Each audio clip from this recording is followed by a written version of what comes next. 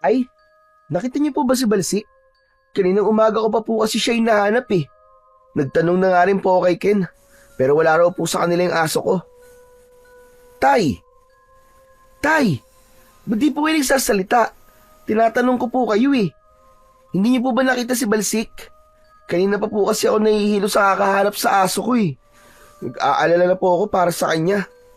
Dahil hindi ko pa nga po nagagamot yung sugat niya kahapon eh. Iniligtas po kasi niya yung bata na anak po ni Kapit Ring. Kamuntikan pong matuklaw ng ahas doon po sa likod ng bahay natin. Kaya ayun po, siya po yung natuklaw.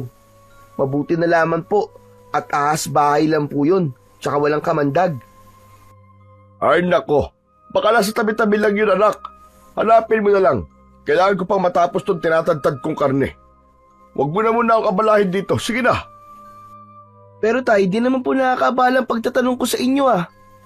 Saka para sa akin po, para ko na pong kapatid si Balsik. Nakakatuwa nga po dahil marami na po siyang naililigtas na buhay ng tao. Sige po, at baka nasa kapitbahay lang po natin, maghahanap pa na ulit ako. O sige na. Mabuti pa nga sa ibang bahay mo nalang hanapin nang hindi mo ako naaabala rito. Magpatulong ka na lang sa kaibigan mo si Ken at baka alam din niya kung nasan si Balsik o di kaya naman sa nanay mo. Kakamot-kamot na lamang sa ulo na tumalikod ang may 18 taong gulang na si Ariel nang lumabas siya sa kanilang kusina.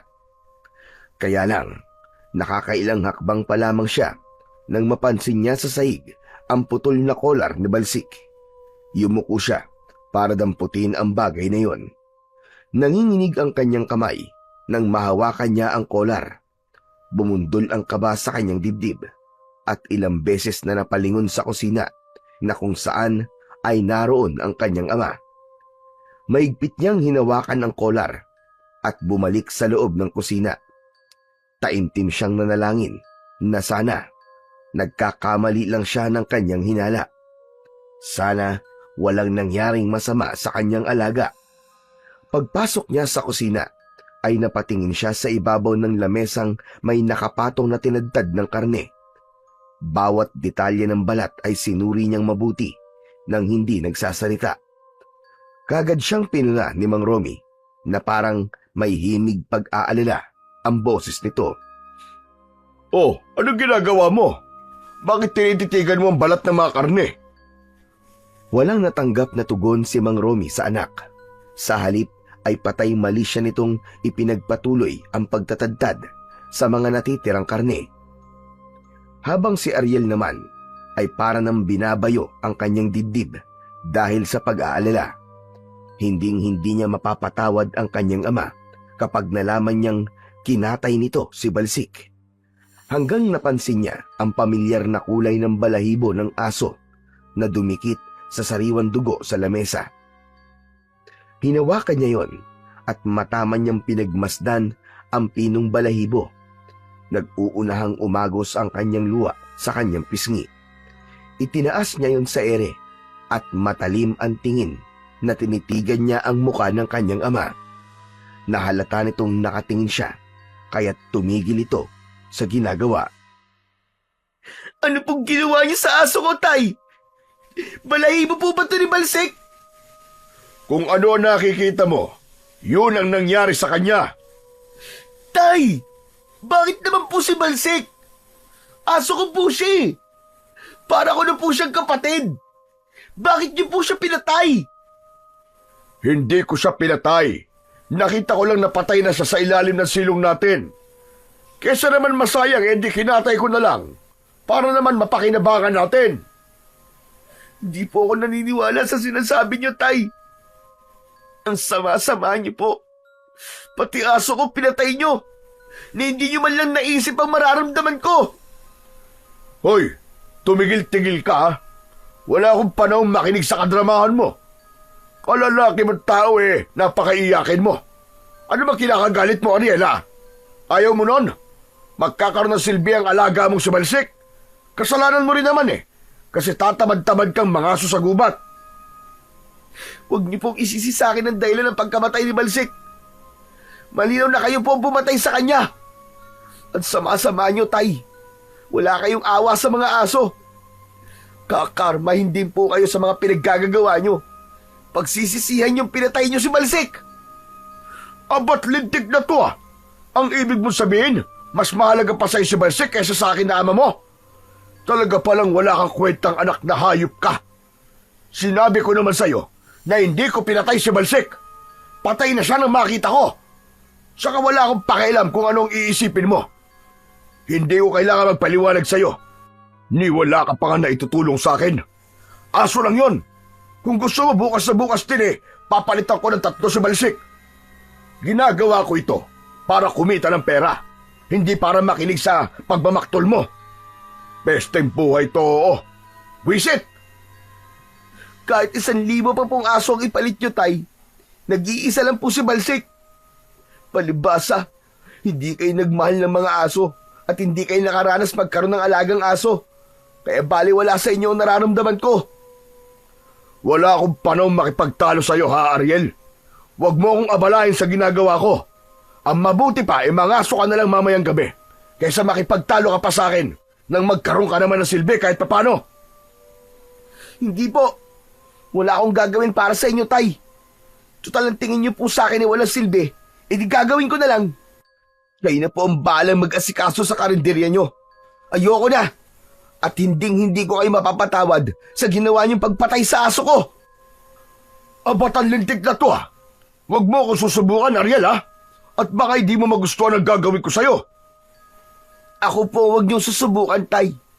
Hindi ako magdadalawang isip na isumbong kayo sa mga pulis.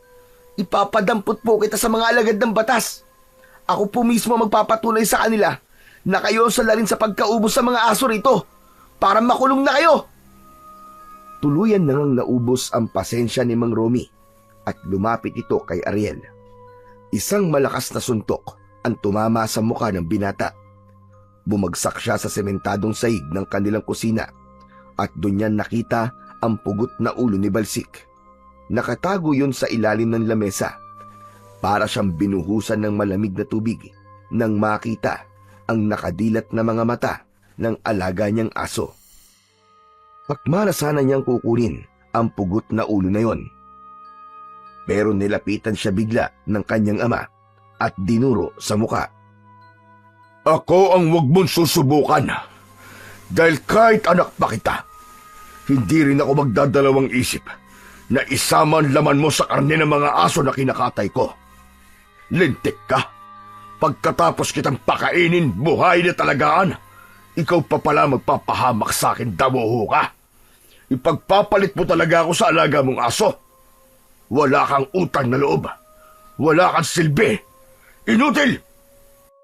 Mabilis na bumangon sa pagkakahiga si Ariel at hinarap ang kanyang ama na nandidilat ang mga mata dahil sa galit para sa kanya. Pero hindi siya nagpakita ng takot dito. Lalo pa at hindi niya makalimutan ang itsura ng kanyang alagang aso. Iniisip pa lang niya na habang kinakatay ito ng kanyang ama, ay humihingi ito ng tulong sa kanya. Pero wala siya at wala siyang nagawa para iligtas ito. Para nang sasabog ang kanyang dibdib sa galit. Maaaring walang makaintindi sa nararamdaman niya, pero para na rin siyang namatayan ng kapatid, karamay at kaibigan sa pagkawala ni Balsik. Sa kabila ng mahigpit na pagkakatupad ng batas ukol sa iligal na pagkakatay ng mga aso, ang kanya namang ama ay mas lalong lumaki ang kita sa pagkakarne ng asong gubat. Kakaiba raw ang lasa ng laman ng aso na iniluluto ni Mang Romy. Kaya naman, halos dagsain ito ng mga tao, matikman lang ang masarap na putahe ng kanyang ama. Walang nakakaalam na karne yon ng asong gubat dahil kasabwat ni Mang Romy ang mismong mga suki nito sa karinderya. Nag-aalala sila na kapag nahuli ang kanyang ama, ay hindi na rin sila makakatikim ng masarap na lutong ulam ni Mang Romy. Kapag hindi ka nakahuli ng asong gubat mamayang gabi, pagsisisihan mo na hindi ka sumunod sa ipinag-uutos ko. Dahil lahat ng makikita kong aso na gumagala sa kalye ay papatayin ko talaga. Iluluto ko sila at uubusin ko lahat ng aso rito. Naiintindihan mo? Kaya kung ako sa'yo, mananahimik na lamang ako. Ikaw lang naman na masyado madamdamin eh. Nakikinabang ka rin naman sa pera kinikita ko. Pagkatapos pagbabantaan mo ko. Subukan mo lang talaga na isumbong ako sa mga pulis at idadamay kita. Pareho tayong mabubulok sa kulungan. Ngayon ko lang po nalaman na wala rin po pala kayong kwentang, Ama. Wala kayong puso. Hindi ko kayo mapapatawad sa ginawa nyo. At pagdating ng araw, pagsisisihan nyo to. Magsisisi rin kayo, Tay, sa lahat ng mga nagawa nyo. Makakahanap din kayo ng katapat. Tandaan nyo yan. Umalis ka na nga sa harap ko at baka magdilim lang ang paningin ko sa'yo, mapatay pa kita. Tandaan mo sinabi ko, Ariel. Kapag hindi ka nakahuli ng kahit na isang asong gubat o baboy na mo, ako mismo manghuhuli ng aso at kahit nakatali pa yan, ay kukunin ko. Wala na po akong pakialam kung anong gusto nyong gawin, Tay. Magbabayad kayo sa pagpatay nyo sa alaga ko. Bumatak ang luha sa mga mata ni Ariel. Nang yumuko siya para kunin sa ilalim ng lamesa ang pugot na ulo ni Balsik, naramdaman niya ang malamig na ulo ng kanyang alagang aso at para siyang mababaliw dahil sa matinding galit at awa para kay Balsik. Saan mo dadalhin ang ulo ni Balsik, ha? Ibalik mo sa akin yan at pwede ko pa yung sabawan. Tinignan lang ng masama ni Ariel ang kanyang ama na para bang yun ang ginagamit niyang sandata laban dito. Halatang nang aasar pa ito at pinaglalaroan ang damdamin niya. Inilibing ko ng maayos ang alaga ko dahil para sa akin, siya ang nagpapakatotoong tao kaysa sa inyo na asal-aso. Hindi na hinintay ni Ariel na magsalita pa ang kanyang ama. Mabilis siyang lumabas ng kusina at nakasalubong niya ang kanyang inang si Aling Lina. Kapansin-pansin ang malaking peklat nito sa pisngi. Wala na itong magulang, maliban sa nag-iisa raw nitong kapatid na hindi raw nito nakita pa. Katulad nito ay mahal din ito si Balsik na palagi nitong hinahanap sa tuwing dumarating ito. Nagtataka ito nang makitang yakap-yakap niya ang ulo ni Balsik. Bigla ito napaiyak at nabitiwan ang 2 plastik sa tigkabilaan nitong kamay. Gumulong ang mga sangkap sa saig at galit na kinumpronta nito ang asawa. Iniwan niyang nagtatalo ang mag-asawa at siya naman ay pumunta sa tapat ng puno ng dao. Inilapag niya ng dahan-dahan ang pugot na ulo ni Balsik, saka siya naghanap ng pala. Nang maihanda na niya ang mga gagamitin sa pagdudukal ng lupa, ay ibinalot niya ang tela sa ulo ng aso. Pagkaraan ng ilang minutong paghukay, ay muli niyang pinagmasdan ang muka ng kanyang alaga. Balsik, patawarin mo ko, ha. Kung wala man lang akong nagawa para iligtas ka. Marami kang natulungan tao, Balsik. Pero nang ikaw na ang nalagay sa kapahamakan, ni isa, Diyos ko, ni isa, walang tumulong sa'yo. Habang inilalagay ni Ariel ang pugot na ulo ng kanyang alaga sa hukay, ay panay pa rin ang patak ng kanyang luha mula sa kanyang mga mata. Bigla niyang narinig na parang may sumigaw sa hindi kalayuan sa kanyang kinatatayuan. Nagmula ang malakas na sigaw sa kakahuyan, kaya't saglit siyang napatigil sa kanyang ginagawa. Maya-maya pa, ay isa uling malakas na alulong ang narinig niya sa kakahuyan. Para bang nararamdaman niya ang sakit sa tunog ng alulong ng asong nagtatago sa kakahuyan. Inisip na lamang ni Ariel na marahil ay nagluluksa rin ang kapwa aso ni Balsik. Ipinagpatuloy niya ang paglilibing. Pagkatapos ay nilagyan niya ng krus sa ibabaw ng lupa. Matagal siyang nakatayo at nakatitig lamang sa puntod nito. Maya-maya pa ay nakarinig naman siya ng mga yabag ng paa ng tao. Papalapit sa kanyang kinaroroonan. Napalingon siya sa pinagmumulan ng ingay at mas lalo siyang nalungkot nang makita niya ang matalik niyang kaibigan na si Ken. Minsan na rin itong nailigtas ni Balsik nang mahulog ito sa ilog. Hindi marunong lumangoy ang kaibigan, pero dahil sa kabutihan ng kanyang alagang aso, tumalon ito para iligtas si Ken. Kaya hindi niya masisisi ang kaibigan kung mas malakas pa ang hagulgol ng iyak nito kesa sa kanya. Diyos ko, ano nangyari sa kanya? Dito na kagad ako nagpunta nang makausap ko ang nanay mo, tol. Nabalitaan ko nangyari kay Balsik. At hindi ako makapaniwalang magagawang patay ni Mang Romy ang pinakamamahal natin si Balsik. Tama ka, Ken. Ako rin nga hindi ako makapaniwala. Masamang-masama ang loob ko sa nangyari. Hindi ko siya mapapatawad. Kawawa naman ang alaga ko. Pinatay siya ng sarili kong ama. Anong plano mo ngayon, tol? Isusumbong na ba natin siya sa mga pulis? Hindi ko magagawa yun, tol. Dahil pinagbantaan niya ako. Sa sandali raw na hindi ako makahanap ng mga aso o baboy ramo sa gubat, ang mga alagang hayop daw ng mga kapitbahay natin ang susunod niyang kakatayin.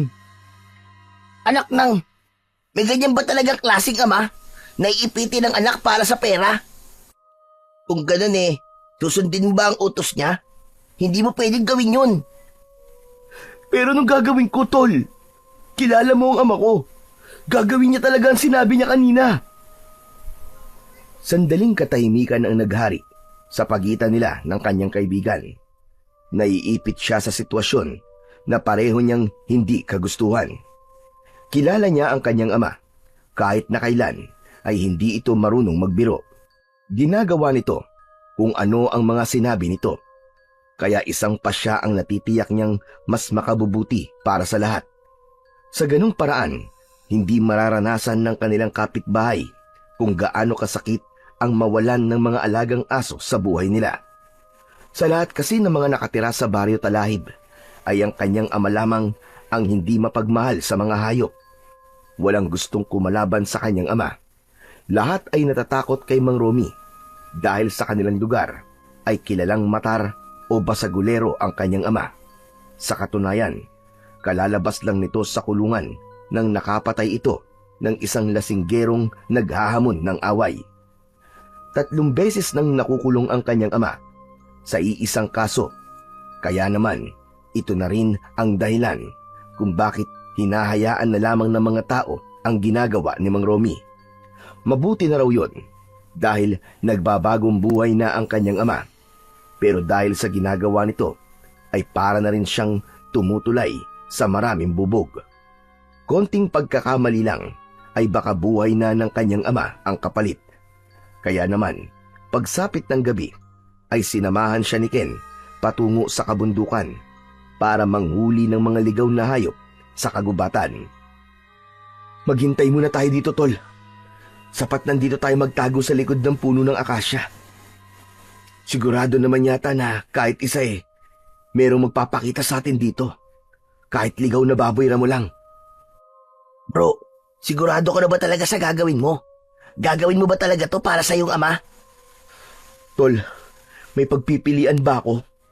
Kesa naman pakialaman ni tatay ang mga nakataling aso ng kapitbahay natin, mas lalong malaking problema yun. Kilala mo naman si tatay, di ba? Pero bro, kapag ginawa mo to ngayon para sa kanya, ang ibig sabihin nun gabi-gabi ka nang manghuhuli ng mga hayop dito sa gubat. Hindi ba? Parang mas mahirap yon para sa'yo. Saglit na napaisip si Ariel habang hindi inaalis ang tingin sa kadiliman ng kakahuyan. Maigpit niyang nahawakan ang puluhan ng kanyang malapad na itak habang sunod-sunod ang kanyang paghinga ng malalim. Tutol man ang kanyang isip sa gagawin, ay hindi rin naman niya kayang baliwalain ang banta sa kanya ng kanyang ama. At dahil nandun na sila, ay wala na ngang nagawa si Ariel, kundi ang ituloy ang plano nilang dalawa. Habang naghihintay sa likod ng puno, ay bigla silang nakarinig ng malakas na alulong ng asong gubat. Nanggaling yon sa likod ng malagong halaman. Ilang di pa lang ang layo sa kanilang pinagtataguan. Napaunat sa pagkakaupo si Ken nang muli silang makarinig ng tunog ng pag-angil na parabang nasasaktan. Mabuti na lang at maliwanag ang buwan ng gabing yun, kaya kahit paano ay malinaw nilang nakikita ang daan. Para naman makalapit sila sa hayop na pinupuntirya nila, ay nagpalipat-lipat sila sa mga puno na nadadaanan nila, hanggang pagsapit nila sa mismong halaman, kung saan ay naririnig pa rin nila ang tunog ng pag-angil. Tol, doon ka sa kabilang puno, para hindi makatakas ang asong gubat. Saka, titignan mo yung hahakbangan mo Baka mamaya, may matapakan ka sa ng kahoy. Iwasan mong lumikha ng ingay. Magaan ang hakbang ng paa na nilapitan ni Ariel ang kinaroroonan ng kaluskos.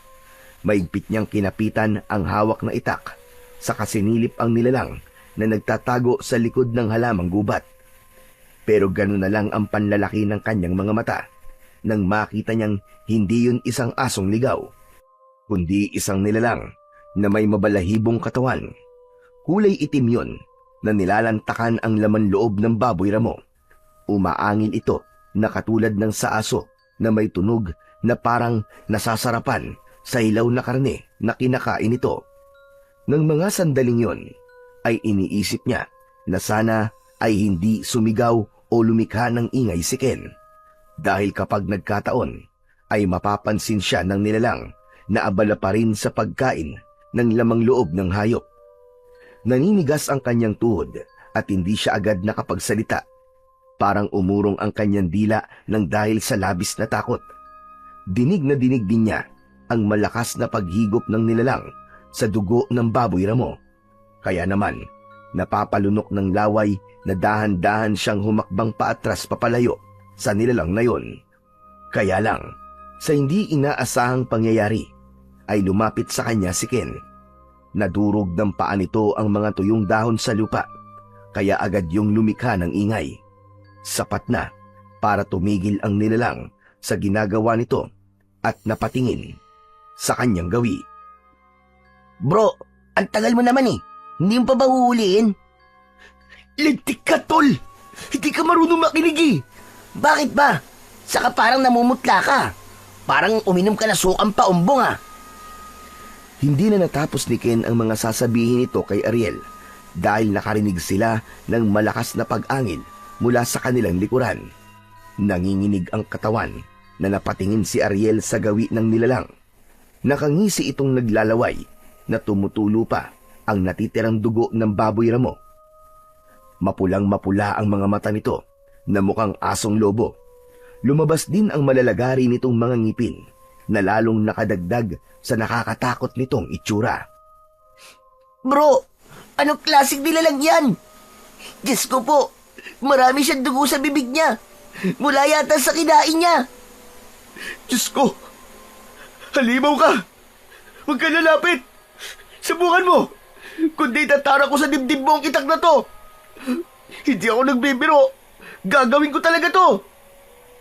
Bro, tumakbo na tayo! Mas lalo lang siya lumalapit sa atin Tara na! Umalis na tayo rito! Kahit saan tayo magpunta, maaabutan niya tayo. Kabisado niya ang gubat na to, bro. Ang kailangan nating gawin ay umisip ng paraan kung paano natin siya matatakasan. Takot na takot ang magkaibigan habang panay ang hakbang paatras, papalayo sa aswang. Hindi rin inaalis ni Ariel ang pagkakatutok ng kanyang itak sa mukha ng halimaw. Umalingaw-ngaw ang alulong nito habang dahan-dahang humahakbang papalapit sa kanila. Mas lalong naging agresibo ang halimaw nang makitang hindi binibitiwan ng binata ang kanyang itak. Kitang-kita niya kung paanong pinaglalabanan ng aswang ang pagkatakam nito sa kanilang katawan. Naisip niya na baka hayop lang ang kinakain nito. Kaya naman, naisipan ni Ariel na ibaba na lang ang kanyang hawak na sandata. At gulat na gulat silang dalawa ni Ken nang bigla itong nagsalita. Sige na, umalis na kayo hanggang kaya ko pang pigilan ang sarili ko. At huwag na kayong babalik sa lugar na ito. Opo, maraming salamat po. Hindi na po kami babalik dito. Akma na sanang tatalikod ang aswang nang biglang sumigaw ng malakas si Ken. Inagaw nito ang itak sa kanyang kamay at mabilis nitong nilapitan ang nilalang. Tinaga ni Ken ang likod ng taong aso at bumaon yon sa balikat nito. Si Ariel na nagulat sa ginawa ni Ken ay hindi agad nakapagsalita. Naramdaman na lamang niya ang kamay ni Ken na hinihila siya patakbo, papalayo sa aswang. Sinulyapan pa niya ang nilalang na hawak ang dugo ang balikat. Naiwan ang itak habang nakabaon sa balikat nito. Dala ng matinding galit ni Ariel, sinuntok niya ang kaibigan. Bro, ano yun? Bakit mo naman ako sinuntok? Nagtatanong ka pa, lintik ka! Bakit mo ginawa yun? Hindi ka ba nag-iisip? Mas lalo mo lang siyang ginalit! Sapu-sapu ni Ken ang labi nang hinarap siya nito. Narinig din nila ang malakas na alulong ng nilalang na parang nasasaktan. Mas lalong umapoy sa galit ang kalooban ni Ariel. Bakit mo siya tinaga? Ayos na eh! Pinabayaan niya na tayong umalis. Mabuti siyang nilalang, bro. At wala siyang balak na patayin tayo. At naniniwala ka naman sa kanya. Isa siyang aswang. Kahit kailan, hindi tayo dapat magtiwala sa nilalang na alagad ng dilim. Paano kung pagtalikod natin bigla niya tayong sakmalin? Nag-iisip ka ba? Taragis, ang sakit ng suntok mo sa akin Kung di lang kita kaibigan baka pinatulan na kita Kaya inunahan mo siyang tagain, ganun ba? Naniniwala akong hindi siya masama. Pero dahil sa ginawa mo, mas lalo mo lang siyang ginalit. Halata naman sa kanya na pinipigilan niya ang kanyang sarili para hindi niya tayo masaktan. Kaya tama lang sa'yo ang masuntok na matauhan ka. Oo na. Mali na akong mali. Nagsigurado lang naman akong ligtas tayong makakauwi. Saka hindi ka ba natatakot sa itsura niya?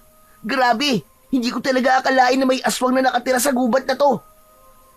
Kaya pangit siya o maganda ang itsura niya, hindi mo dapat ginawa yun. Magsasalita pa sana si Ariel nang marinig nila ang mga yabag ng paa papalapit sa kanilang kinaroroonan. Pagharap nila ay nakita nilang nakabaon pa rin sa balikat nito ang itak. Ngunit sa pagkakataong yon ay ipinakita nito sa kanilang dalawa kung paano ito nagpalit ng anyo bilang isang dambuhalang itim na asong gubat. Nya! Diyos ko! Aswang! May aswang! Tara na, bro! Tumakbo na tayo! Bilisan mo! Gustong saktan ni Ariel ang kaibigan dahil sa ginawa nito. Ligtas na sana silang dalawa kung hindi nito pinairal ang panghuhusga sa nilalang na ngayon ay humahabol sa kanila. Alam niyang sa pagkakataong ito ay buo na ang pasya ng aswang na patayin silang dalawa ni Ken. Halos magpaekis-ekis ang kanilang takbo sa daan. Si Ken na walang tigil sa kakasigaw ay una nang dinamba ng asong gubat sa liko. Pilit na nagpupumiglas si Ken para makawala sa galit na asong gubat. Pero nagawa na ng halimaw na sakpanin nito ang braso ng kaibigan. Layuan mo ako! Halimaw ka! Diyos ko! Ang braso ko! Humagulgol ng iyak si Ken dahil sa labis na sakit. Kitang-kita nila kung paanong kinain ng asong gubat ang kapirasong laman ni Ken. Mula sa nakagat nitong braso, halos mabingi naman si Ariel sa lakas ng sigaw ni Ken. Wala itong tigil sa pagmumura habang pinagsisisipa ang muka ng aswang. Pero hindi nito iniinda ang sipa ng kaibigan na nakatayo lang ito sa paanan ni Ken. Dala ng matinding pag-aalala ay dumampot na si Ariel ng matigas na kahoy at takma na sanang ipapalo sa katawan ng nilalang. Pero bigla itong tumingin sa kanya. Ang tayong-tayo nitong tenga ay dumikit sa pisngi nito. Indikasyon yun na muli itong aatake. Wala na ngang nagawa ang binata nang lumukso sa kanya ang asong gubat.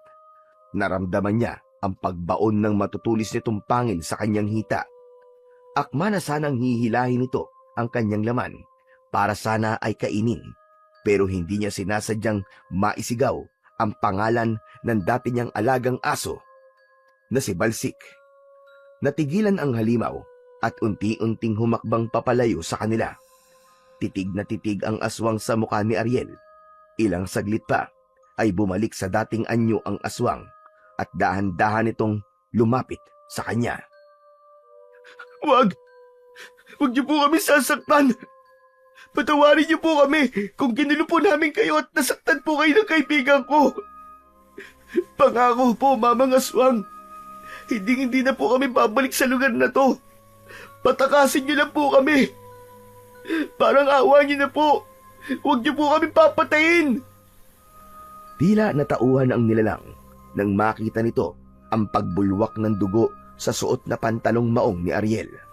Humakbang ito papalayo sa kanila habang kitang-kita niya ang pag-agos din ng dugo nito sa balikat mula sa tama ng itak. Pero bago ito umalis, ay muli itong nagsalita. Palalampasin ko ang ginawa ng kaibigan mo. Pero hindi dapat malalaman ng mga tao ang tungkol sa akin. Dahil sa sandaling malaman nila ang tungkol sa akin, papatayin kita. Pati na ang pamilya mo. Isa pa, hindi lang ako ang nilalang na nakatira dito. At baka sila pa ang makatsempo sa inyo. Hindi sila katulad ko na marunong magpigil sa sarili. Kaya sana, tuparin mo ang pangako mo. Nagkakaintindihan ba tayo? Opo, makakaasa po kayo. Ililihim po namin ang tungkol sa inyo. Minsan na akong nawalan ng pamilya. Kapag naulit yun, hindi ko na may papangakong hindi ko pagbabayarin ang taong umuubos sa lahi namin. Tila nanigas ang panga ni Ariel nang marinig ang huling sinabi ng halimaw. Kagad na pumasok sa kanyang isipan ay ang kanyang ama. Nag-alala siya na baka si Mang Romy ang tinutukoy ng aswang na papatayin nito. Mabilis na umalis ang halimaw sa kanilang harapan. Tumakbo itong papalayo at nawala sa kanilang paningin. Saka lang nila naramdaman ang sakit ng kanilang mga sugat. Tuluyan nang napahiga sa lupa si Ariel habang habol ang sariling hininga. Habang si Ken naman ay napapaiyak na lamang ng dahil sa sakit. Walang tigil ang pagbulwak ng dugo sa kanilang mga sugat. Pero kahit na anong isipin ni Ariel, alam niyang nasa kanila talaga ang pagkakamali.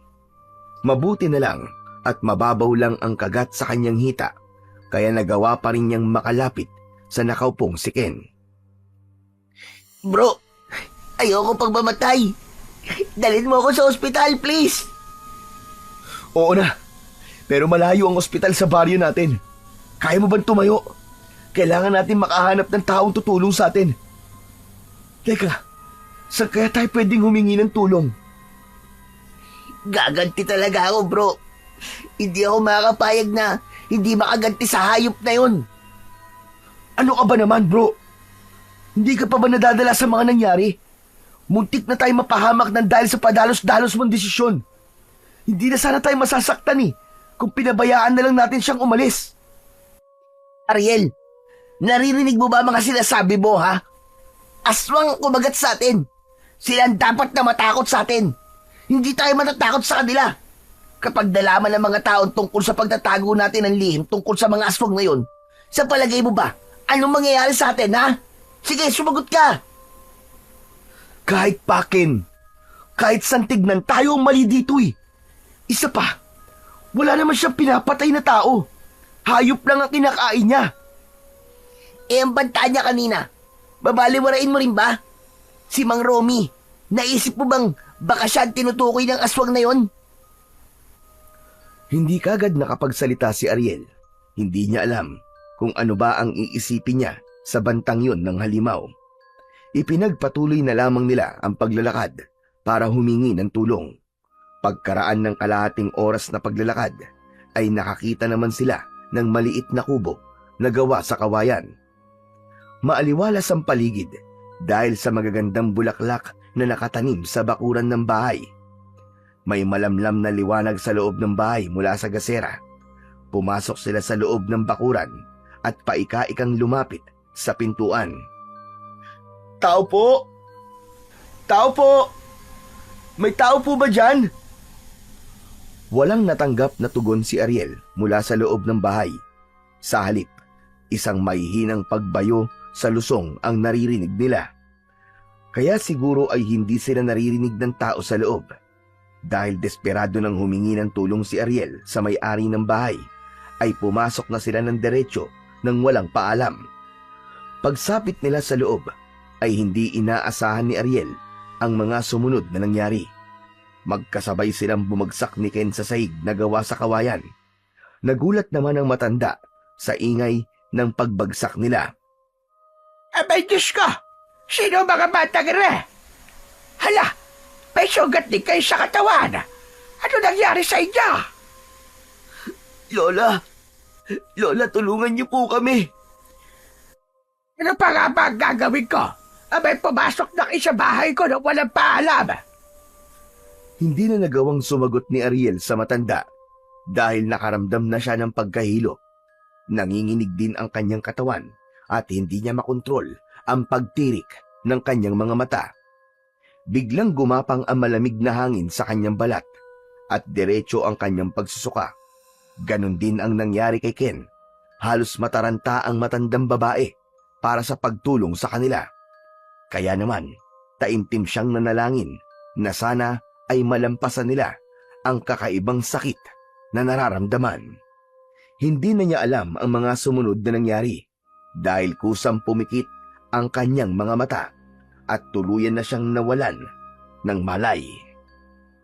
Mabahong amoy ng dahon ang tuluyang nagpagising sa diwa ni Ariel, kasabay ng pagguhit ng masakit na sugat dahil sa mahigpit na pagkakatali ng tela sa kanyang hita.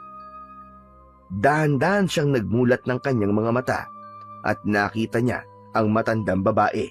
May dinidikdik itong dahon na nauna nang ipinaamoy sa kanya.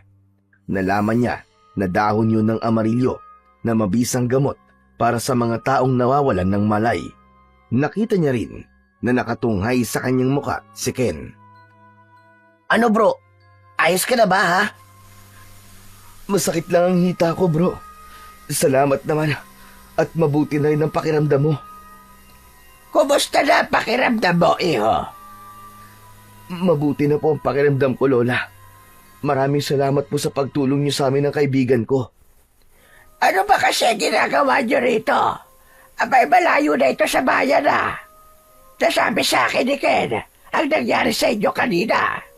Mabuti na lamang at walang nangyaring masama sa inyo. Nag-aalala na ako sa'yo, pre. Akala ko, hindi ka na magigising. Pasensya ka na sa nagawa ko. Huwag mo nang isipin yun, Tol. Ang mahalaga ay ligtas na tayo. Hindi pa kayo ligtas. Dahil hanggat naririyan ang mga nilalang nakauri na umatake sa inyo, ay hindi pa rin kayo nakakasigurong ligtas kayo sa lugar na ito. Hindi kayo tatantanan ng aswang na until. Ano po? Aswang na until? Anong klaseng aswang po yun? Isang uri ng aswang na kayang magpalit na kayo bilang isang mabangis na asong gubat. Sa nangyari sa inyo kanina, ay hindi ko may paliwanag kung bakit kayo pinakawalan ng pinuno ng mga until. Hindi na po yun nakapagtataka, Lola. Dahil naniniwala po akong mabuti po siyang aswang. Hayop lang po sa gubat ang kinakain nila. Maaaring ang tama ka, pero hindi lahat ng aswang ay kayang gawin ang ginawa ng pinuno nila kanina. Mas marami sa kanila ang totoong pumapatay ng tao para lang mabawasan ang kanilang pagkagutom. Lola, iba po ang aswang na nakaharap namin kanina. Para po siyang tao na naging asong gubat. Saka tinaga ko po siya sa balikat. Pero pinatawad niya pa rin po ako. Siguro ay alam niya nga, mabuti kayong tao at hindi kayo nananakit ng kauri nila. Ang ibig ko sabihin kapag alam nilang mabait ang isang tao sa mga hayop, ay hindi nila ito nagagawang saktan o patayin. Meron din silang paniniwala at kaugalian. Maliban na lang kung ang taong papalayain nila ang magpapakita ng kasamaan para saktan sila, ay doon lang sila aatake para ipagtanggol ang kanilang sarili. Kaya po ba, nang banggitin ko po ang pangalan ni Balsik tumigil siya sa pag-atake sa amin kanina? Tama ka. Dahil ang tao malulupit lang sa mga hayop, yun lamang ang pinapatay nila. Kung ganun po namimili sila ng mga bibiktimahin? Ganun po ba? Pero mahirap din naman pagkatiwalaan ang uri nila dahil kilala sila sa pagiging traidor kung lumaban. Sa ngayon, ang alam ko meron silang binabantayan na tao. Isang lalaking umuumo sa kanilang lahi. Kaya ako pumunta sa baryong ito para pigilan ang taong ito sa kanyang mga ginagawa. Naisip na rin po namin ni Ariel kung sino po ang taong yun. Lola, ano naman po ba ang kahinaan ng mga aswang na until? Sarili nilang dugo at ang butya ng buntot ng bayawak. Para naman sa pinuno ng mga aswang ay ang langis mula sa katas ng butya. Pero parang ang hirap naman po nilang labanan dahil hindi naman po sila nananakit ng tao. Saka paanong dugo ang kahinaan nila? Umiinom pa nga po sila ng dugo ng tao. Ang ibig ko sabihin, kapag nainom nila ang sarili nilang dugo, makakaramdam sila ng panghihina ng katawan. Katulad sa mga may hawa ng pagiging aswang, ang dugo mismo ng pinuno nila ang makakatanggal sa hawa ng mga ito. At yun ang pinakamahirap na gawin dahil kailangan ng bukal sa loob ng pinuno ang pagbibigay nito ng dugo sa may hawa ng aswang. Lola, maiba nga po pala tayo ng usapan. Kanina pa po tayo nag-uusap Hindi pa po namin alam kung sino po kayo. Sa palagay ko po hindi kayo taga rito dahil ngayon ko lang po kayo nakita. Ako si Marina. Katulad na sinabi ko, meron akong taong gustong iligtas sa baryong ito. Nakikita ko sa kanya ang buhay ko noon. Nalunod din ako sa kasikasan. Kaya hindi ko naisip ang mga nilalang na nagdudusa sa ginagawa ko. Sa kabihira lang ako bumababa sa bayan dahil hindi ko na kayang maglakad ng masyadong malayo. Mag-isa lang po ba kayo sa bahay niyo, Lola? Tama ka. Wala po ba kayong mga kamag-anak? Meron. Isang lalaki. May pamilya na siya. Kaya naiwan na ako nag-iisa. Ang asawa ko naman ay isang manunugis ng aswang. Pero namatay siya pagkatapos niya makipaglaban sa pinakamatandang aswang sa lahi ng mga until. Hindi maipaliwanag ni Ariel ang awa na nararamdaman niya para sa matanda. Bigla niyang nakita ang mukha ng kanyang ama sa kalagayan ng matanda. Ayaw niyang dumating ang araw na magkahiwalay sila ng kanyang ama dahil lang sa sama ng loob. Kaya pagkatapos ng mga nangyari sa kanya kanina, ay sisikapin niyang mapatigil na ang kanyang ama sa masamang gawain ito. Alam niyang sa pagkakataong yun ay mahigpit yung tututulan ng kanyang ama dahil malaking halaga ng pera ang mawawala kay Mang Romy sa sandaling patigilin niya ito sa pagluluto. Pero dahil sa banta ng pinuno ng aswang kanina, ay sisikapin niyang mailayo ang kanyang ama sa kapahamakan. Bumangon si Ariel sa kanyang pagkakahiga sa katre na gawa sa tabla ng kahoy. Pangiwi-ngiwi ang kanyang muka na maingat siyang sumandal sa dingding. Si Ken naman ay naramdaman niyang tumabi sa kanya ng upo at napatingin sa muka ni Lola Marina. Mabuti na rin at nakita kita, Ariel. Ang totoo, madalas kitang nakikita kasama ng asong si Balsik na nagliligtas ng buhay. Wala na po siya. Patay na po ang aso ko, Lola. Kaya nga po nandito ako dahil sa banta po ni tatay sa akin na kapag hindi raw po ako nakahuli ng asong ubat, kukuha raw po siya ng mga alagang aso sa kapitbahay namin. At gagawin din daw po niya sa mga yon ang ginawa niya kay Balsik. Mas malala pala siya sa inaasahan ko. Iligtas mo siya, Ariel. Alam mo bang nasa panganib ngayon ng iyong ama? Hindi ko akalain na aabot sa ganito ang kasamaan niya sa mga hayop. Alam ko na ngayon ang dahilan kung bakit pumunta mga until sa baryong ito. Ano po ang ibig niyong sabihin, Lola? Si Romy ang kanilang pakay. Balak nilang patayin ang iyong ama. Kapag hindi siya tumigil sa kanyang ginagawa, baka pati ikaw at ang iyong ina ay mapahamak din. Kung ganun po pala, Lola, kilala niyo po si Mang Romy. Sino ba ang hindi nakakakilala sa pinakasikat na magluluto sa baryo na to? Dahil sa kakaibang putahe na niluluto niya, ay umabot na ang kanyang pangalan hanggang sa bayan. Kaya nga siya dinadayo, hindi ba? Nakakaadik ang kasikatan, pati na ang pagkamal ng malaking halaga ng salapi nang hindi gumagamit ng puhunan. Kaya habang maaga pa, tulungan mo na ang iyong ama Ariel. Habang maaga pa itigil niya na ang masama niyang gawain bago pa mahuli ang lahat. Mahirap po yatang gawin yun, Lola. Paano ko po ililigtas ang aking ama kung wala naman po akong magagamit na sandata laban sa mga until na magbabanta sa buhay niya? Tumayo si Lola Marina at may kinuha itong isang bagay sa ilalim ng upuan nito. Inilabas ng matanda ang isang uri ng tungkod na may buntot sa dulo mula sa hayop. Ano po ang bagay na yan, Lola? Ang tawag sa sandatang ito ay apulan. Isang uri ng armas na magagamit mo laban sa mga aswang na until. Kakailanganin niyo ito kapag gusto na ninyong umuwi. Dahil sigurado kung hindi na kayo tatantanan ng masasamang elemento dahil dyan sa mga sugat nyo. Ano naman pong tawag doon sa nakalagay sa dulo ng tungkod, Lola? Isang uri po yan ng buntot ng ano? Ito ang mutya ng buntot ng bayawak. Teka, sandali lang po, Lola. Yan po ba yung mutya na kayang pumatay sa mga aswang na until? Tama ka, Ken. Taglay nito ang lakas na katulad ng salatigo. Ang kakayahan nito ay pahinain ang katawan ng aswang sa pamamagitan ng pagtuktok ng 3 beses sa lupa. Hindi sila makakagalaw at hindi makakaalis sa kinatatayuan nila.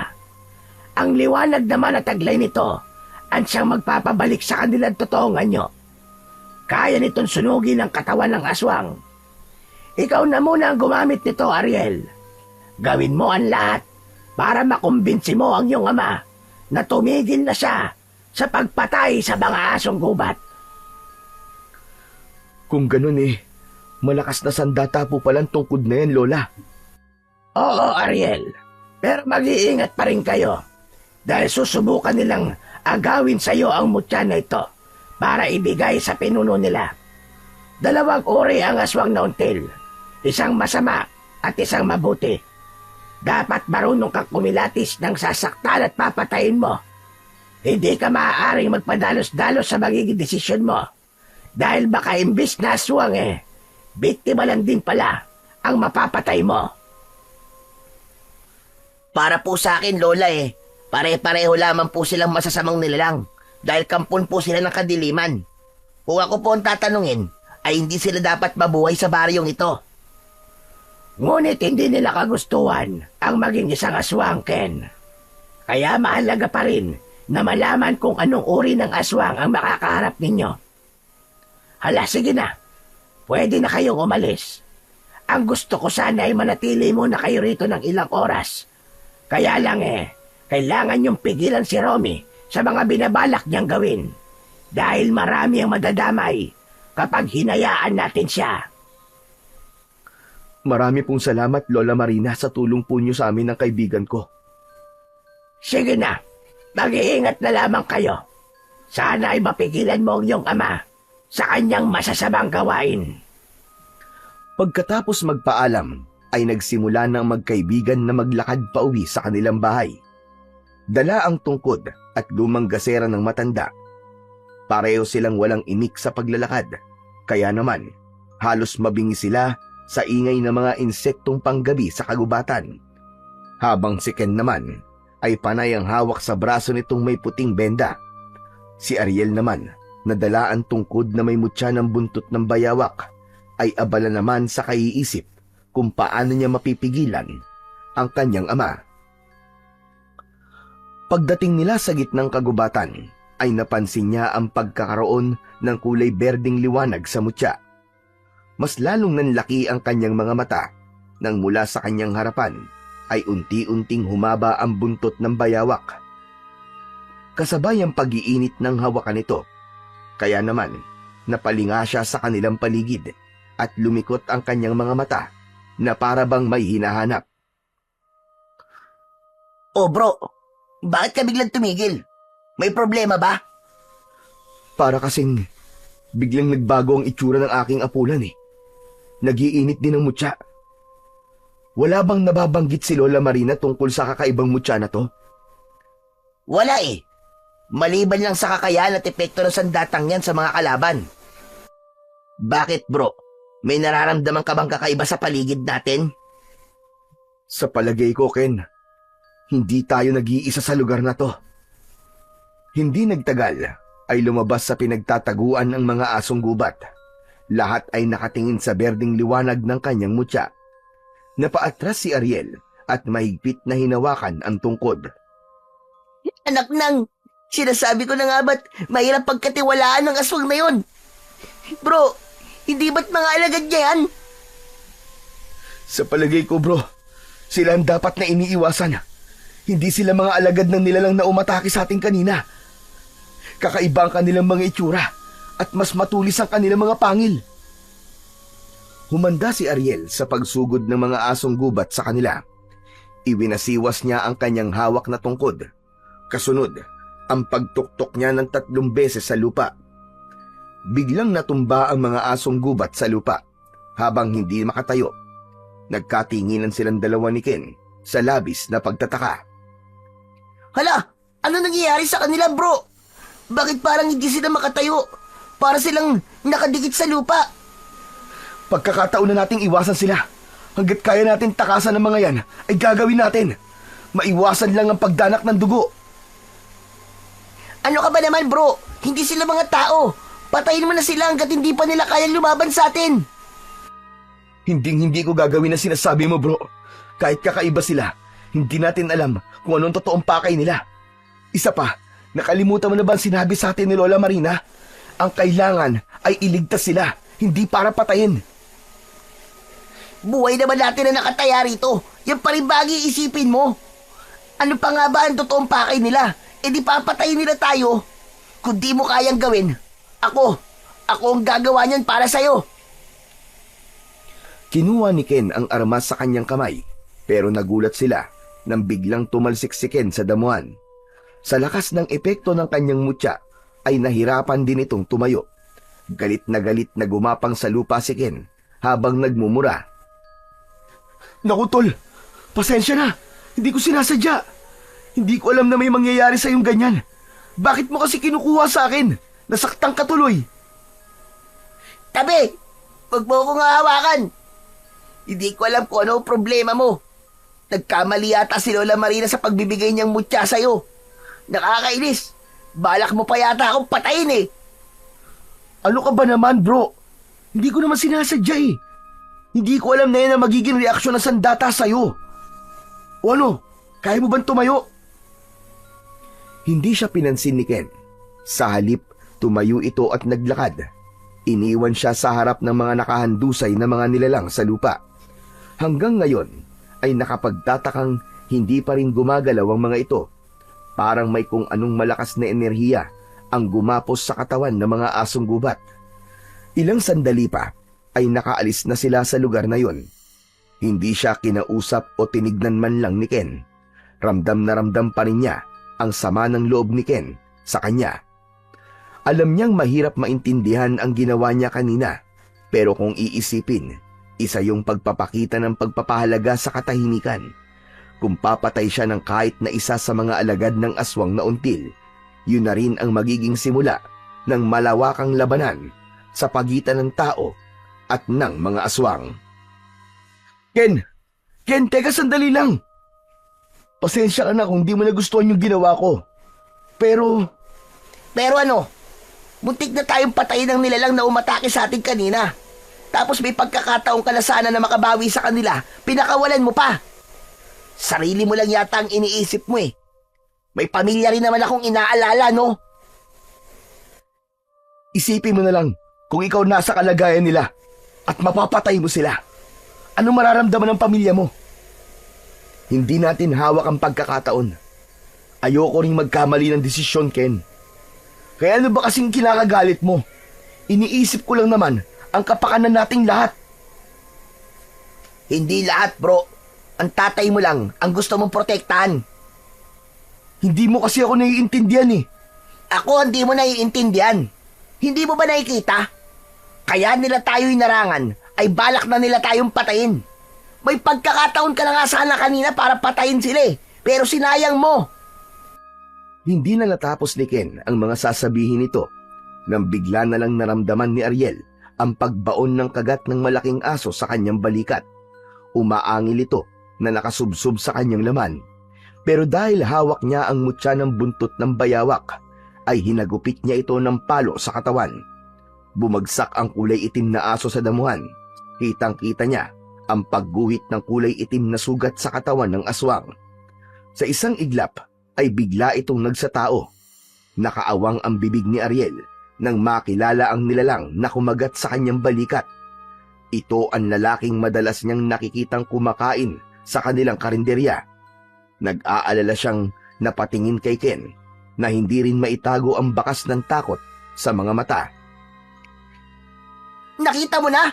Papatayin nila tayo, bro. Dahil sa mutyang ibinigay sa'yo ng matandang yun. Dapat pala, hindi mo nilang tinanggap yan. Mas lalo lamang tayo mapapahamak eh. Tumigil ka na nga, Ken! Kanina ka pa eh! Ang ingay-ingay mo! Hindi ako makapag-isip ng tama ng dahil sa'yo. Ang dapat nating iniisip ngayon ay kung paano natin matatakasan ang mga halimaw na yan. Takas! Puro na lang pagtakas ang naririnig ko sa bibig mo. Kailangan na natin lumaban. Buhay na natin na nakataya rito. Hindi na nga naitago pa ni Ken ang galit sa boses nito. Kulang na lang ay suntukin siya ng kanyang kaibigan sa labis na galit. Hindi niya akalain na sa simpleng pagpapaubaya niya sa mga asong gubat ay hahantong sa muling pag-atake ng mga ito. Doon niya naisip na hindi nga pangkaraniwan ang mga nilalang na pilit humahabol sa kanila. Nagmamadali silang tumakbo papalayo sa lugar na yon, ngunit pagdating nila sa unahan ng kanilang daan ay nakita nila ang isa pang asong gubat. Kulay abo yun at siguradong hindi yun ang nilalang na nagpatakas sa kanila. Lumukso ito sa kinatatayuan ni Ariel, pero nasambot ito ng kanyang tungkod. Tinamaan ito sa leeg at bumagsak sa lupa. Nagkikikisay ang katawan nitong bumubula ang bibig. Nilapitan niya ito at itinuktok niya ng 3 beses sa lupa ang hawak niyang tungkod. Lumapit na rin si Ken at kitang-kita nilang dalawa na nag-aanyong tao na ito. Nang makilala nila ang aswang, ay nalaman nila na ang mga nagiging customer ng kanyang ama sa karinderya ay puro pala mga aswang. Dahil ang lalaking nakahandusay sa harap nila ay ang lalaki rin na madalas niyang makitang kumakain sa karinderya ni Mang Romy. Bumundol ang kaba sa kanyang dibdib dahil sa pag-aalala sa kanyang ama. Hanip ah, kaya pala walang nagsusumbong sa mga pulis eh. Mga aswang pala ang customer nyo. Walang kaalam-alam si Mang Romy na ang kanyang nakakahalubilo araw-araw. Mga aswang na until pala. Pero paano naman nangyari yun? Kumakain sila ng kapwa nila aswang. Hindi mo ba naisip na tao ang mga aswang? Siyempre, kapag bumalik sila sa anyo ng pagiging tao, ay para na rin silang nakakain ng laman ng normal na tao. Basta, ang labo ng mga nangyayari ngayon, bro.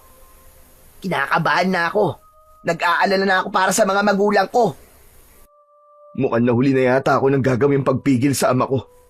Dahil nagsisimula ng kumilos sa mga aswang para pumatay ng mga tao. Ikaw lang naman tong ewan eh. Sinayang mo pa ang pagkakataon na malagasan sila ng mga kalahi nila. Ligtas na nakauwi ang magkaibigan sa kani-kanilang mga bahay. Pagdating ni Ariel sa tapat ng kanilang bakuran, ay dinig na dinig niya ang malakas na pagtadtad ng karne ng kanyang ama. Yun ang nakasanayan niyang naririnig na ingay sa tuwing sumasapit ang 4:00 ng madaling araw. Malalaki ang hakbang ng mga paa na tumakbo siya papunta sa kusina para lamang pigilan ang kanyang ama sa ginagawa nito. Pero halos manlumo siya sa nakitang mga karne na nakalatag sa lamesa. Kumakanta pa ang kanyang ama habang nagtatadtad ng karne. Pero nang makita siyang walang dala, ay biglang nabura ang ngiti nito sa labi. At nasaan ang nahuli mo, Ariel?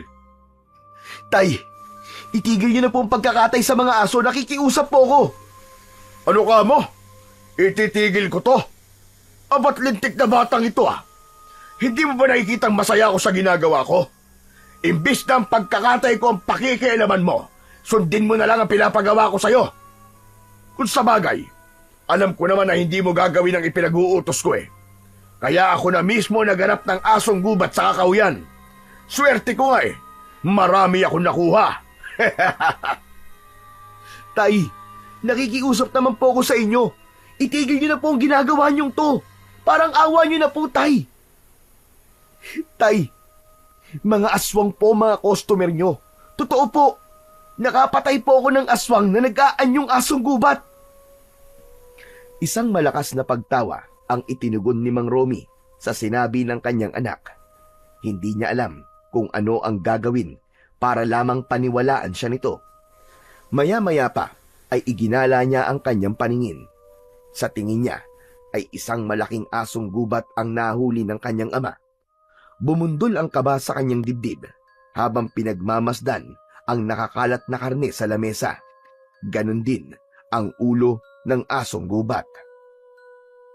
Patutunayan ko po sa inyo na aswang ang mga customer niyo, Tay. At kayo ang isusunod nila. Papatayin po nila kayo, Tay. At ang asong gubat na nasa harapan niyo ay isang aswang na until. Kalokohan! Tigilan mo na ang mga katangahan mo, Ariel. Kung hindi kita anak iisipin ko na nasisiraan ka na ng ulo. Dahil wala ng ibang paraan, ay napilitan na si Ariel na gamitin ang tungkod sa harap ng kanyang ama. Nagulat ito nang makita ang hawak niyang sandata. Para bang nakilala nito kagad ang hawak niyang tungkod. 3 beses niyang itinuktok sa sementado nilang sahig ang dulo ng tungkod. Kumalat ang berdeng liwanag sa kanyang sandata, kasabay ng pagbabagong anyo ng mga hati-hating katawan ng asong gubat. Naging katawan ito ng tao at ang ulo ng asong gubat ay naging isang pugot na ulo ng tao. Dala ng pagkagulat sa mga nakita, ay takot na napaupo si Mang Romy sa sahig. Nabitiwan ito ang hawak na itak at hindi inalis ang paningin sa mga karne ng tao na nakakalat sa lamesa. Dahil sa malakas na sigaw ng kanyang ama, ay napasugod na rin ang kanyang ina. Ganon din ang naging reaksyon nito at hindi makapaniwala sa mga nakita. O ano? Nakita niyo na, Tay? Naniwala na kayo? Mga aswang sila! At malakas po ang kutob ko na kaya dumarami ang mga aswang na yan dahil sa inyo. Dahil sa mga putahing niluluto nyo, nahahawa ang mga tao na makakakain ito. Tay, papatayin nila tayo. Gaganti sila. Tay, kayo ang pakay nila. Papatayin ka nila, Tay. Kaya nakikiusap po ako. Pakinggan niyo po ako. Hindi ko alam ito, anak. Hindi ko alam to. Ano na? Ano na ang gagawin ko? Marami na ako nailuto at hindi ko alam na aswang pala mga napapatay ko. At dahil po nakakain na sila ng karne ng mga aswang, nahawa na sila, Tay. Hindi ko po alam kung gaano nakarami ang aswang sa baryong to. Mabuti na lamang po at nakilala namin si Lola Marina. Iniligtas niya po kami at ibinigay niya ito sa amin para iligtas ka. Diyos ko, hindi ko alam na aabot sa ganito ang ginagawa ko. Patawarin mo ko, anak. Ako po ang dapat na humingi ng tawad, Tay. Dinasal ko po na sana'y karmain kayo sa ginagawa niyo. Patawarin niyo po ako, Tay. Natatakot po ako. Natatakot po ako na baka balikan kayo ng kapamilya ng mga aswang na napatay niyo. Maya-maya pa ay dumating na rin si Ken. Galit na galit ito nang makita si Mang Romy. Pinigilan niya ang kanyang kaibigan nang muntik na nitong suntukin ang kanyang ama. Bitiwan mo ako! Bitiwan mo ako, Ariel! Papatayin ko ang ama mo! Walang iya siya! Pati ang mga magulang ko! Ginawa niyang aswang! Huminahon ka muna, Ken. Huminahon ka muna. Hindi alam ni tatay. Wala siyang alam sa mga nangyari. Ganyan ka naman eh! Palagi kang walang alam! Buhay ng mga magulang ko pinag-uusapan dito! Paano ko pa sila may liligtas kung sila mismo ang mga aswang? Pero buhay rin ng ama ko ang pinag-uusapan dito, Ken. Kaya huwag kang magpadalos-dalos ng desisyon mo. Ang kailangan natin ay kung paano natin sila may liligtas. Patawarin mo ko, Ken. Wala talaga akong alam na aswang ang mga asong gubat na yun. Hindi ko kailangan ng paliwanag nyo. Kasalanan nyo ang lahat ng ito. Naging sakim kayo sa pera. Ken, tama na. Huwag mo sanang kalimutan na ama ko pa rin siya. Bitiwan mo ang braso ko. Ibabalik ko ang pamilya ko. Kapag may nangyaring masama sa kanila, hindi ko may papangako na walang mangyayaring masama sa tatay mo. Halos patabig na iwinaksi ni Ken ang kamay ni Ariel. Tinalikuran siya nito na may mabibigat na yabag ng paa sa sahig. Nang sulyapan niya ang kanyang ama, ay hindi ito makapagsalita. Bakas sa mukha ni Mang Romy ang matinding pagsisisi sa kanyang mga nagawa. Naghari ang katahimikan sa buong kusina, habang ang kanyang ama ay titig na titig pa rin sa pugot na ulo ng tao. Muling itinuktok ni Ariel ang kanyang tungkod sa sementadong sahig. Sa isang iglap ay bumalik sa pagiging asong gubat ang nilalang na napatay ni Mang Romy. Kinabukasan ay nabalitaan ni na Ariel at Mang Romy ang nangyari sa baryo. Ilang mga katawan ng tao ang natagpuan sa kagubatan. Lahat ay sunog ang mga katawan at nawawala ang kasuotan. Ito marahil ang mga aswang na napatay ni Ariel sa kagubatan. Pero ang mas matinding lumikha ng kaguluhan ay ang ilang mga taong natagpuang wakwak ang tiyan at nawawala na ang lamang loob. Kumalat hanggang sa bayan ang paggasik ng lagim ng mga aswang na until. Maghapong nakakulong si Mang Romy sa silid ng mag-asawa. Hindi ito makausap dahil sa mga nangyari. Si Ken naman ay hindi na nagpakita sa kanya. Alam niyang masama ang loob ng kanyang kaibigan. Ilang araw na hindi nagbukas ng karinderya si Mang Romy, kaya hindi nila inaasahan na susugurin sila ng mga tao. Nay! Tay! Ano pong gagawin natin? Pabayaan mo ko, anak. Ako ang haharap sa kanila. Magkukunwari akong walang nalalaman tungkol sa kanila. Kung ang niluluto kong ulam ang naging dahilan ng pagiging aswang nila, kailangan kong harapin ang aking pagkakamali. Tutulungan kita, anak, na mawala ang hawa ng aswang sa katawan nila. Tay, ano pong ibig niyo sabihin? Sasama ako sa kanila, anak. Pero tay, baka mapahamak po kayo. Huwag mo kong alalahanin, anak. Sa akin nagsimula ang lahat. Kaya ako rin ang tatapos nito. Wala nang nagawa si Ariel nang buksan ni Mang Romy ang pinto ng kanilang balkonahe. Sumalubong ang mga tao na hindi mapakali at biglang nag-uunahang lumapit sa kanyang ama. Parang mga nawawala sa sarili na nakikiusap na ipagluto sila ng lutong ulam ni Mang Romy.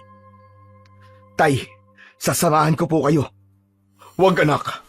Mahahalata nila tayo. Samahan mo na lamang ang iyong ina dito. Pangako, babalik ako, anak. Maluwa-luwa ang mga matang nahabol ng tingin ni Ariel ang kanyang ama papalayo sa kanilang bahay. Lumapit sa kanya si Aling Lina at sinabi nitong may tiwala ito sa kanyang ama at sa karinderya lang naman ito pupunta. Lumipas ang oras hanggang gabi ay walang Mang Romy na umuwi. Panay na rin ang iyak ng kanyang ina habang nakaupo ito sa upuan na gawa sa tabla ng kahoy. Para nang pinipiga ang dibdib niya sa kanyang pag-aalala. Aalis po ako, Nay. Hindi ko po dapat na pinabayaan si tatay. Sana'y sinundan ko po siya kaagad. Mas lalong lumakas ang hagulgol ng iyak ni Aling Lina. Nang makita nitong may dala siyang tungkod, mabilis itong tumayo at pinigilan siyang umalis. Ano po, Nay? Maghihintay na lamang po ba tayo rito? Paano po kung napahamak na siya? Diyos ko, bakit ba nangyayari to? Maya-maya pa ay nakarinig sila ng malalakas na pagkatok sa kanilang pinto sa labas. Inakala ni Ariel na si Mang Romy na ang nasa labas. Pagbukas niya ng pinto ay bumungad sa kanyang harapan ang humahangos na si Ken. Pawis na pawis ang mukha nito na mabilis na pumasok sa loob ng kanilang bahay. Mabilis din itong isinara ang pinto at bintana bago siya nito hinarap. Tol, bakit? Ano nangyari? Bakit napasugod ka? Si Mang Romy, kasama ang mga magulang ko. Papunta sila ngayon sa kagubatan.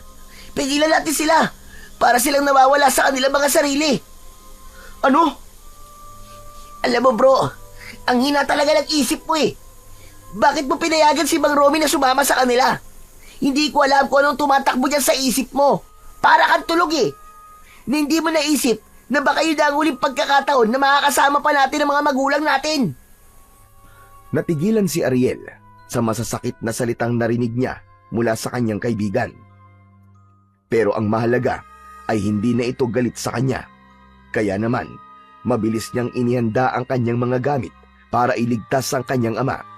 Pero naiisip din niya ang magiging kalagayan ng kanyang ina pag iniwan niya ito. Nay, huwag po kayo mag-alala. Babalik po agad ako. At wag po kayo magbubukas ng pinto kahit ano pong mangyari. Tara na bro, wala nang oras. Maigpit na yakap lang ang ginawa ni Ariel sa kanyang ina. Saka mabilis na lumabas papunta sa kagubatan. Pagdating nila sa labas ng kanilang bakuran, ay nakita niya mula sa madilim na sulok ng daan ang kanyang ama at ang mga magulang ni Ken. Naglalakad na ang mga ito pauwi sa kanilang bahay. Nakakunot ang noo na napatingin din sa kanya si Ken. Teka, bakit sila tumigil? Tara, lapitan natin sila. Akma na sanang lalapit ang magkaibigan nang makita nila ang mga asong gubat sa likuran ng mga tao. Isa lang ang napansin nila. Tila mga wala sa sarili ang mga tao. Walang emosyon ng muka. Maya-maya pa ay lumabas ang isang nilalang, ang pinuno ng mga aswang na until. Anong ginawa niyo sa mga tao? Lalo na sa ama ko! Ibinigay ko lang ang parusang nararapat sa kanya. Magpasalamat ka. Hindi ko siya pinatay. Ang gusto ko, maranasan niya ang naranasang hirap namin mga aswang. Kung paano kami mamuhay. Pero mga magulang ko, wala silang kasalanan sa inyo. Bakit pinarurusahan mo sila? Hindi ako may gawa niyan. Sisihin mo ang taong ito. Matitikman mo ngayon ang paniningil ko. Malalasap ng ama mo ang hirap kung paanong mabuhay bilang isang asong gubat. Teka, ano pong ibig niyo sabihin? Bantayan mo ang iyong ama. Sa ngayon, patas na tayo. Kapag nagkaharap na ulit tayo, pasensyahan na lamang tayo. Kailangan na kitang patayin para sa kaligtasan ng aming lahi. Pinatay ng ama mo ang 2 kong anak. Ang aso na pinakailaman niya ay anak ko. Pati na ang kaawa-awa kong bunso ay pinatay niya. Wala nang natira sa akin. Sa dami ng buhay na kinuha ng pamilya mo sa akin, kulang pa ang buhay mo bilang kapalit nila. Pagkatapos nitong magsalita, ay umalis na ito sa harapan nila, kasama ang mga alagad nito. Halos patakbo nilang nilapitan ang kanilang pamilya. Tay! Tay! Ha? Anak, bakit ka pa sumunod dito? Teka, aba, anong ginagawa ko rito? Ang buong akala ko nasa loob kami ng karinderya. Saka, madilim na. Ano ba nangyari, anak? Tay, sa ako na lamang po ipapaliwanag sa inyo. Tara na po sa loob ng bahay. Ihatid ko na muna ang mga magulang ko, tol. Pero babalik ako. Pupuntahan kita sa inyo. Sige, pero mag-iingat ka, tol. Halos maluwa si Aling Lina sa sobrang tuwa nang makita nito ang kanyang asawa. Samantalang ang kanya namang ama ay parang nangihina na napaupo sa bangko. Ilang saglit pa ay biglang nakarinig sila ng malalakas na katok sa labas ng kanilang bahay. Aba, ang bilis naman yata ni Ken. Nang buksan niya ang pinto, ay nanlaki ang kanyang mga mata nang makita si Lola Marina. Nakatayo ito sa pintuan at seryoso ang mukhang nakatingin sa nakaupong si Mang Romy. Lola, ano pong ginagawa niyo rito? Papasukin mo na muna ako. Biglang napatayo sa pagkakaupo si Mang Romy nang marinig nito ang boses ng matanda. Nakita ni Ariel ang pag-aalala sa muka ni Lola Marina. Umupo ito sa harap ni Mang Romy.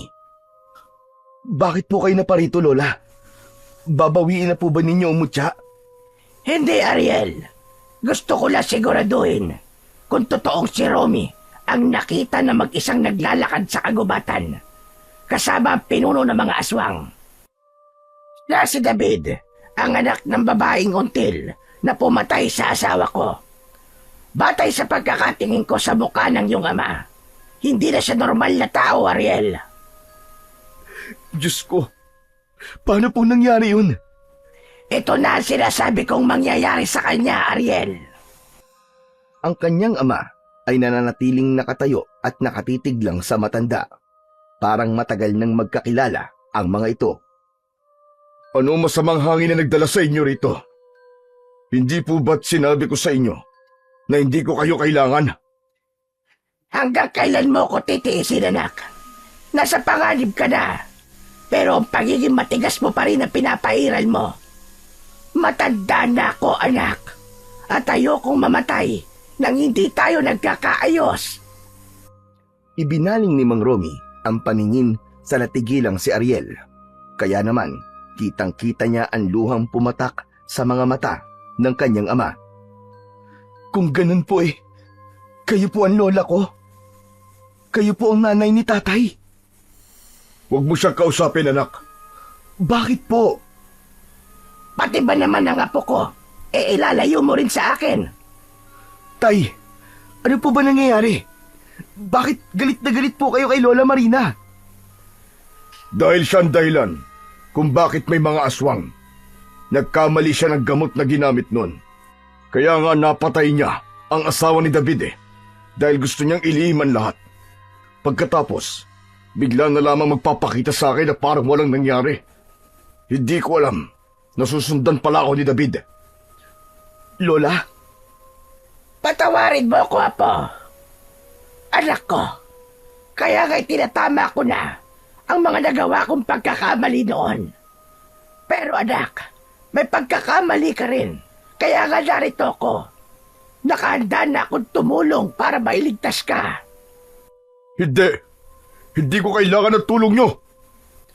Tay, mukhang tama po si Lola. Kalimutan niyo na po ang mga nakaraan. Ang mahalaga ay mailigtas po natin ang mga tao. Kayo! Maya-maya pa ay dumating naman si Ken.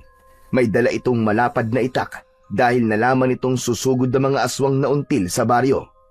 Nakita rin ito si Lola Marina, pero pagkatapos nilang ipagtapat sa kanyang kaibigan ang tungkol sa matanda, ay nagkasundo ang apat na ililigtas nila ang mga tao sa hawa ng pagiging aswang. Ilang sandali pa ay biglang napasigaw si Mang Romy. Napahawak ito sa dibdib at biglang tumulo ang malapot nitong laway. Napadapa ito sa sahig na parang aso. Kitang-kita ni Ariel kung paanong unti-unting humaba ang bibig ng kanyang ama. Tumubo ang buntot, humaba rin ang tenga at nagkulay pula ang mga mata. Isang malaking kulay pulang asong gubat ang naging anyo ni Mang Romy. Tay! Ano po nangyayari? Diyos ko! Ang tatay ko! Hindi naman kinaya ni Aling Lina ang mga nasaksiyan. Nawalan ito ng malay at kahit si Ken ay hindi rin makapaniwala na isang aswang na si Mang Romy. Tay! Huwag mo siyang hahawakan na po. Huwag mo rin siyang lalapitan. Masasaktan siya dahil sa hawak mong mutya. Ituktok mo ang tungkod mo sa sahig Gawin mo ito ng 3 beses. Saka lang naalala ni Ariel ang ganoong paraan para mawala pansamantala ang pagiging aswang ni Mang Romy. Kaya lang, hindi na ito makakaalis sa kinatatayuan dahil isa sa mga epekto ng tungkod ay ang paninigas ng katawan. Nagwawala si Mang Romy na halatang hindi nagugustuhan ang mga nangyayari dito. Pumikit si Ariel para hindi niya makita ang paghihirap ng kanyang ama. Kasabay na mga luwang umagos sa kanyang pisngi, 3 beses niyang itinuktok ang tungkod.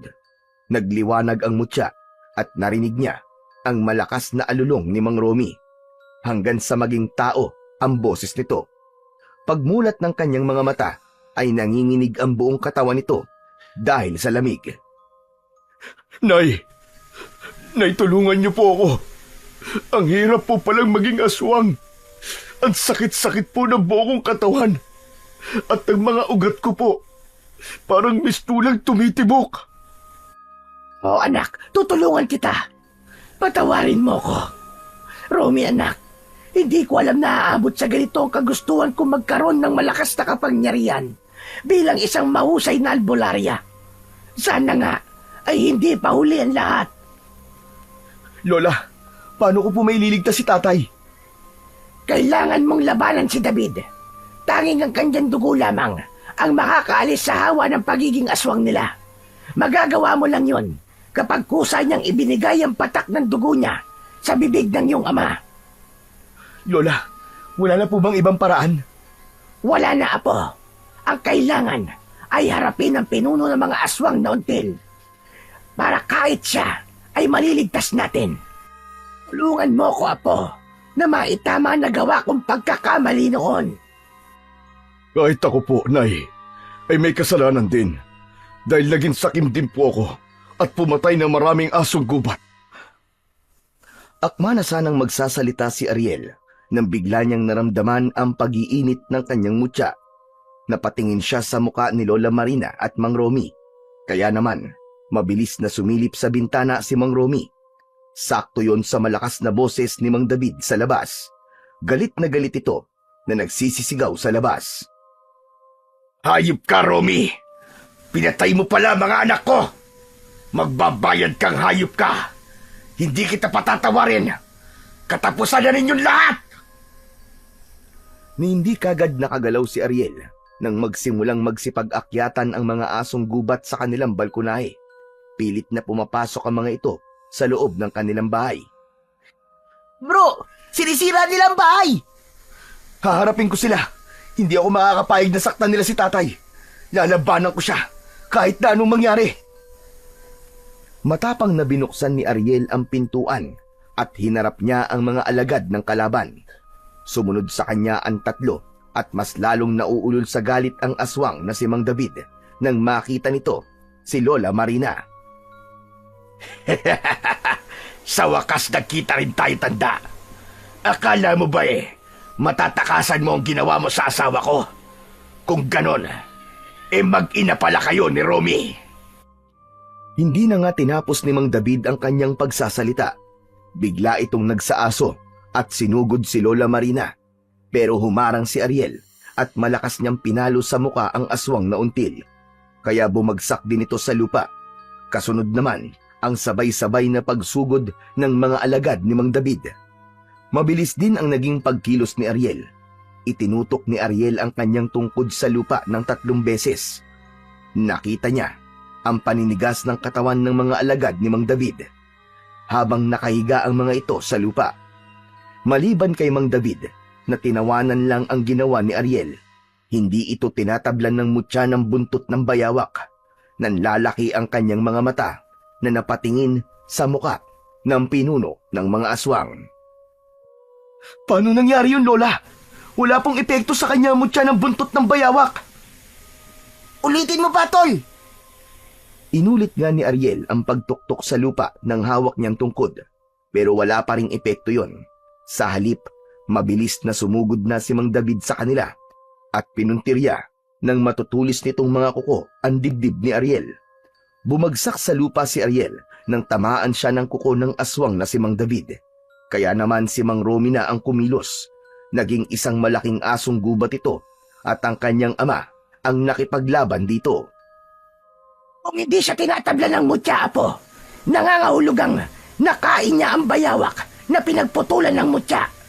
At ang makakatalo lamang sa kanya ay ang kapwa niya aswang. Muling pinagmasdan ni Ariel ang nag-aaway na 2 asong gubat. Ang iba namang mga natitirang alagad ni Mang David ay sumugod na rin sa kanila. Huwag niyo silang papatayin, Ariel. Ililigtas natin sila sa pagiging aswang. Kumuha ang matanda ng langis sa bulsa nito at pinatakan ang sugat sa dibdib ni Ariel. Saka lang niya naramdaman ang pagkawala ng sakit ng sugat niya. Lumapit siya sa 2 naglalabang aswang at pinagtulungan nilang mag-ama si Mang David. Buong lakas na pinalo ni Ariel ng kanyang tungkod ang dibdib ni Mang David. Pasadsad itong bumagsak sa lupa at mabilis niya itong nilapitan. Namimilipit ito sa sakit dahil may tama ito ng kagat sa leeg at braso. Ganon din ang kanyang ama na nanghihinang napaupo sa lupa. Bumalik ito sa pagiging tao. Ganon din si Mang David. Habang si Ken naman ay binabantayan ang mga naninigas na mga asong gubat sa lupa. Kayo pa ang may ganang gumanti sa akin, mga hayop kayo. Pagkatapos nung sirain ang buhay ko. Tawarin mo ko, David. Hindi ko sinasadya. Hindi sinasadyang patayin ang asawa ko at gawin akong aswang. Ngayon naman ang anak at ang apo mo ay binabalak akong patayin. Hindi! Nagkakamali po kayo, Mang David. Ilang beses ko sinubukan na hindi kayo saktan dahil naniniwala po ako may kabutihan pa rin natitira sa puso nyo. Napatunayan ko po yun. Nang gabing pinatakas nyo po kami. Nandito po kami, Mang David, para iligtas kayo at hingin ang tulong nyo. Paano naman ang kaawa-awa kong bunsong anak? Ang aking pinakamamahal na anak na pinatay ng ama mo, Ariel. Hindi niya makakamit ang katarungang nararapat para sa kanya. David, patawarin mo ko. Naniniwala akong hindi pa uli ang lahat para sa atin. Patawarin mo ko. Nakahanda akong pagbayaran ng kasalanan na gawa ko sa mga anak mo. Hindi yun ganun kadali. Si Balsik, naging mabuti siyang aso. Ibinigay ko siya sa inyo para maging tagapagligtas ng mga tao. Kinalimutan ko ang galit ko dahil gusto kong magbago at tanggapin na lang ang kapalaran ko. Pero anong ginawa nyo? Pinatay nyo ang anak ko! Parang binuhusan ng malamig na tubig si Ariel nang marinig ang pangalan ng kanyang alagang aso. Hindi niya namalayan na pumatak na pala ang kanyang mga luwa at hindi siya makapaniwalang ang matagal niya nang inaalagaan na si Balsik ay isa palang aswang. Tama si Mang David. Naging mabuting aso si Balsik at hindi niya naisip kung paano ito nagawang patayin ng kanyang ama. Bumangon si Mang David na ng mga oras na yon ay nag-anyo ng tao at malakas na napagulgol ng iyak. Si Mang Romy na nag-anyo na ring tao. Si Lola Marina at si Ken ay wala nang nagawa kundi ang maiyak sa nakitang paghihirap ng kalooban ni Mang David. Napaluhod sa lupa si Mang Romy at bakas sa mukha nito ang matinding pagsisisi. Patawarin mo ako, David. Hindi ko talaga sinasadya. Masyado ako nagpadala sa aking emosyon sa kagustuhan kong umangat sa buhay. David, hindi ko nahahangarin na gumaling. Ito ang nararapat na parusa sa akin. At kulang pa itong kabayaran sa lahat ng buhay na kinuha ko sa iyo. Nagsisisi na ako, David. Sising-sisi na ako sa mga nagawa ko. Patawarin mo ko. Ako rin, David. Nakahanda akong tanggalin ang pagiging aswang mo. Hindi ko sinasadya ang mga nagawa ko sa pamilya mo. Iniabot ni Lola Marina ang langis na kanina pa nitong hawak. Pagkatapos ay tinanggap yun ni Mang David. Saka binuksan. Akma na sanang ipapahid nito ang langis sa katawan nang muli nitong ibinalik ang gamot sa matanda. Para saan pa po itong gamot? Kung wala na akong pamilyang babalikan. Meron pa, David. Meron pa. Dahil ituturing ka naming pamilya. Magsimula ulit tayo. Patawarin natin ang bawat isa, David, para sa ikatatahimik ng mga buhay natin. Huwag niyo na pong subukang pagaanin ang loob ko. Mabubuhay na ako bilang aswang na until. Ako rin, Nay. Itatama ko na rin po ang mga pagkakamali ko. Paano naman po ang mga magulang ko? Habang buhay na po ba silang magiging aswang?